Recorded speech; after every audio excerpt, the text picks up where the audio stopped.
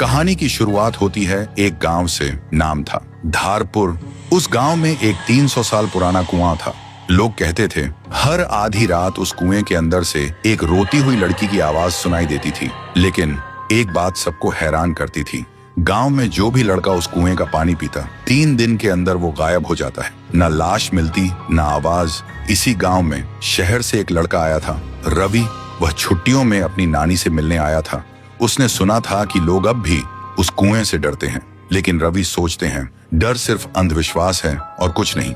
एक दिन धूप में घूमते हुए रवि को प्यास लगी और बिना किसी से पूछे वो सीधा उस श्रापित कुएं से पानी पीने चला गया। जैसे ही रवि ने कुएं में झांका, उसकी आंखों के सामने कुछ सुनहरा चमका और पानी में एक लड़की का चेहरा दिखाई दिया, रोता हुआ, आंसुओं से भरा हुआ। रवि घबरा गया और तुरंत वहां से भाग गया।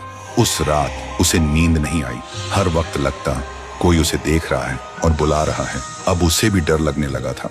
फिर सुबह रवि ने एक बुजुर्ग से पूछा, दादा, ये गांव का कुआं इतना डरावना क्यों है? बुजुर्ग हाँफते हुए बोलते हैं, बेटा, ये कुआं इतना भयानक क्यों है और उस कुएं में ऐसा क्या है जो सिर्फ लड़कों को ही अपना शिकार बनाता है? आज तक इसका राज कोई समझ नहीं पाया। रवि बोलता है, तो क्यों ना हम एक तांत्रिक को बुला लें जो इस राज का पता लगा सके।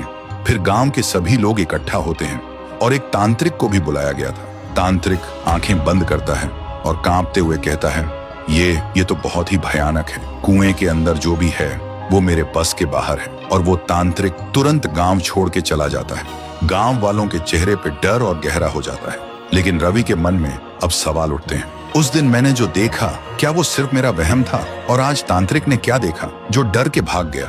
उसी दिन अमावस्या की रात थी। रवि कुएं के पास एक पेड़ के पीछे छुप जाता है। ठीक आधी रात को कुएं के अंदर से एक अजीब सी आवाज आती है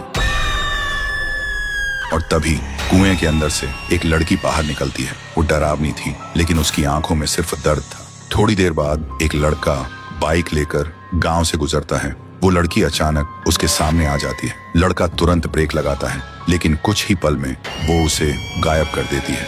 रवि ये सब देखकर हैरान रह जाता है। उसके दिमाग में एक ही सवाल घूमता है, ये कौन है और सिर्फ लड़कों को ही क्यों अपना शिकार बना रही है, लड़कियों को क्यों नहीं? तो दोस्तों, अगर आपको पता करना है कि कुएं में वो लड़की कौन है और वो सिर्फ लड़कों को ही क्यों अपना शिकार बनाती है, तो कमेंट करो, पार्ट 2 चाहिए।